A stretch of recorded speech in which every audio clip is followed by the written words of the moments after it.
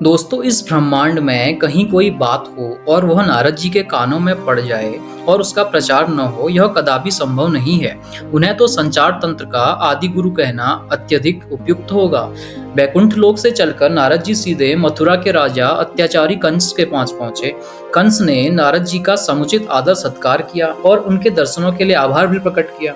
कुछ पल शांत रहने के बाद नारद जी बोले कंस से कि हे राजन, अब अत्याचार करना बंद कर दो, क्योंकि तुम्हारा वध करने के लिए तुम्हारी बहन देवकी के गर्भ से 8वीं संतान के रूप में स्वयं नारायण अवतार लेने वाले हैं।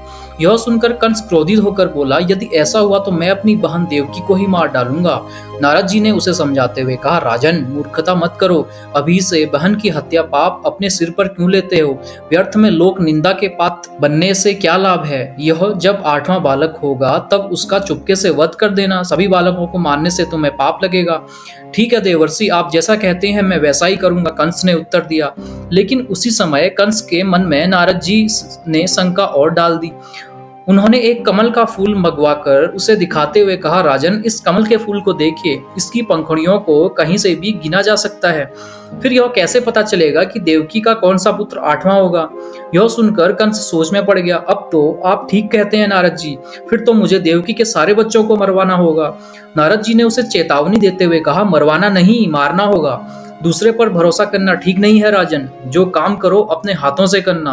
क्या पता कहीं चूक हो जाए तो फिर तुम्हें पछताना पड़ेगा। एक बार यदि देवकी की 8वीं संतान का जन्म हो गया तो तुम्हें कोई नहीं बचा सकेगा। कंस बोला, आप ठीक कहते हैं देवर्षि, आप मेरे हितैषी हैं। मेरे ही क्या, समस्त असुरों के आप हितैषी हैं।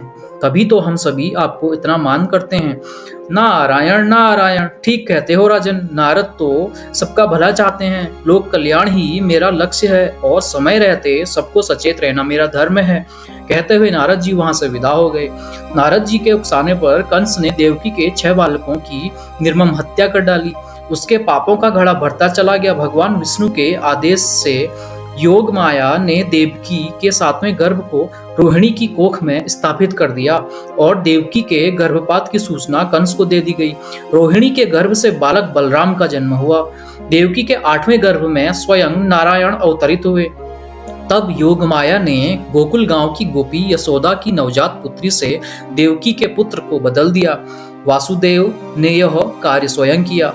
8वीं संतान पुत्री के रूप में देखकर क्रूर कंस ने निर्ममता पूर्वक उस कन्या को पत्थर की शिला पर पटकना चाहा, लेकिन वह बिजली की तरह चमकती और आकाश में दुर्गा के रूप में प्रकट होकर बोली, अरे दुर्बुद्धि कंस, तू आकर मुझे मारेगा? मुझ बालिका का वध करना चाहता था। तुझे मरने देवकी का 8वां पुत्र जन्म ले चुका है। अब स्वयं काल भी तुझे नहीं बचा सकता।